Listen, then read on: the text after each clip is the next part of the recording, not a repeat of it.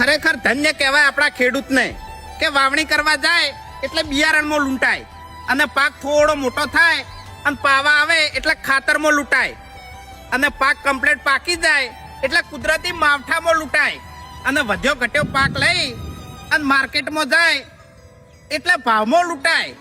એટલે તો કહેવાય છે કે ખેડૂત જગતનો તાત. સાવધાન થઈ જાજો. જો તમે એસબી હિન્દુસ્તાનીના વિડીયો જોતા હોય તો ખરેખર આજનો આ વિડીયો જોઈને તમે પણ કહેશો કે શું એસબી હિન્દુસ્તાની આવો પણ વિડીયો બનાવી શકે છે.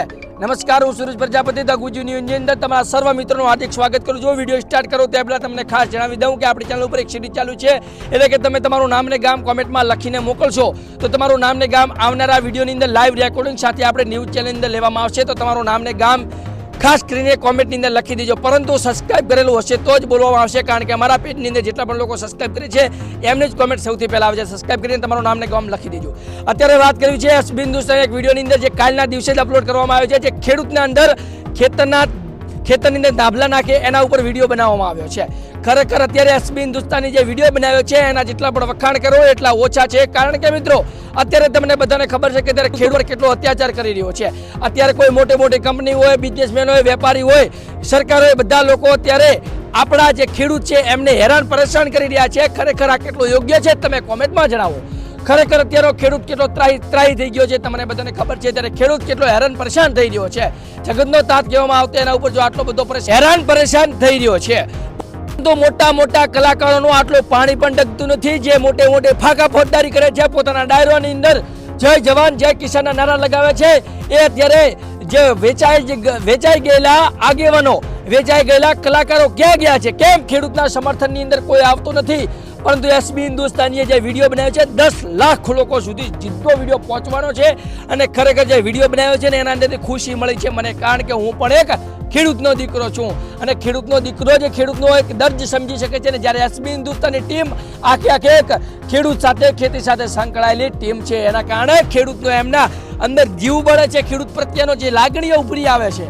ખરેખર મિત્રો આવા વિડીયો જોવો છો ત્યારે આનંદ થાય છે, પરંતુ જે કલાકારો હોય છે, વેચાઈ ગયેલા કલાકારો, જે સરકારના ચાટુકારો હોય છે, જે મોટી મોટી કંપનીઓના વખાણ કરીને પડી જતા હોય છે ને, એવી એના ચાટુકારો હોય છે, એમના વિશે મારે શું કહેવું. અને મોટે ખાલી ગુજરાતની અંદર વાતો કરે છે, ઇતિહાસની વાતો કરે છે, પરંતુ આવા ગુજરાતની અંદર જ્યારે ખેડૂતો ત્રાહી થઈ ગયા હોય ત્યારે કેમ આગળ આવતા નથી? ત્યારે અત્યારે ખરેખર ધન્યવાદ મારે એસબી હિન્દુસ્તાની ટીમને દેવો પડે, કારણ કે એમણે જે વિડીયો બનાવીને જે માહિતી સરકારને ઉઠાડવાનો પ્રયત્ન કર્યો છે ને, ખરેખર ધન્યવાદ છે.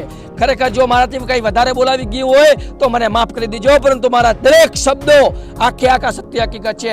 જ્યારે આ દેશનો ખેડૂત, જ્યારે જગતના તાત નહીં પરંતુ જગતના બાપ ઉપર જ્યારે વાત આવી હોય ને, તેમ છતાં જો ગુજરાતની અંદર આખા ભારતની વાત કરું છું, જ્યારે આપણા ગુજરાતની અંદર આવો જગતનો તાત, જગતનો બાપ, અને એમ આખું ગુજરાત 90% કૃષિ પ્રધાન રાજ્ય છે ને, જ્યારે આખા રાજ્યનો ભરણ પોષણ જો આપણો ખેડૂત કરતો હોય તો ખેડૂતનો આટલો બધો અત્યાચાર કેમ? ખેડૂતના પોતાના ખેતરની અંદર જે પોલીસ કર્મીઓ આવીને ઉભા રહી જાય છે, મોટા કર્મચારીને ઉભા રહી જાય છે, તો ખેડૂતને આટલી પરમિશન લેવાનો પણ હક કેમ નથી? શું પોતાનું ખેતર સરકાર માટે બનાવ્યું છે?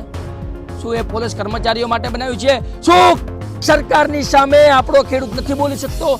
શું એ ગળો પકડી લે છે પોલીસ વાળો, તો શું આપણો ખેડૂત કે શું ના બોલી શકે? ખરેખર આ વેદનાઓ અંદરથી આવે છે. કેમ? કારણ કે હું પણ એક ખેડૂતનો પુત્ર છું, ત્યારે મને આટલો અંદરથી બોલવાનો, અંદરથી જુસ્સો આવે છે અને મને ગરમ લાય થઈ જાય છે. કદાચ વધારે બોલાઈ ગયું હોય તો મને માફ કરી દીજો, પરંતુ જે પણ મારા શબ્દો છે એ ખરેખર સરકારને ઉઠાડવાના પ્રયત્નો છે. પરંતુ મારી એસબી હિન્દુસ્તાની ટીમ છે, આવા આગેવાનો છે, જ્યાં સુધી આવા સોશિયલ મીડિયામાં કામ કરતા રહે છે ત્યાં સુધી હું બોલતો રહીશ, લડતો રહીશ. બાકી જો વધારે પડતો બોલાઈ ગયો હોય તો માફ કરી દેજો, તમારું નામ ને ગામ કોમેન્ટમાં લખી દેજો. બાકી મળીશું એક નવા વિડીયો સાથે, ત્યાં સુધી જય હિન્દ જય ભારત. અસ્તુ. જય હિન્દ જય ભારત. હજુ પણ કહું છું, જય જવાન જય ખેડૂત. ને ખેડૂતની હાર નહીં થાય. આ જગતનો તાત જ્યારે ખાવાનું બંધ કરી દેશે, ખેતરની અંદર ઉગવવાનું બંધ કરી દેશે, ખેતરની અંદર જે અનાજ છે એ પોતાના પૂરતું જ બનાવશે ને, જ્યારે વેચાશે નહીં, ત્યારે આ સરકારને, પોલીસ કર્મચારીઓને અને આ આગેવાનોને અને આ જે મોટા કંપની વાળો છે ને, ત્યારે ખબર પડશે.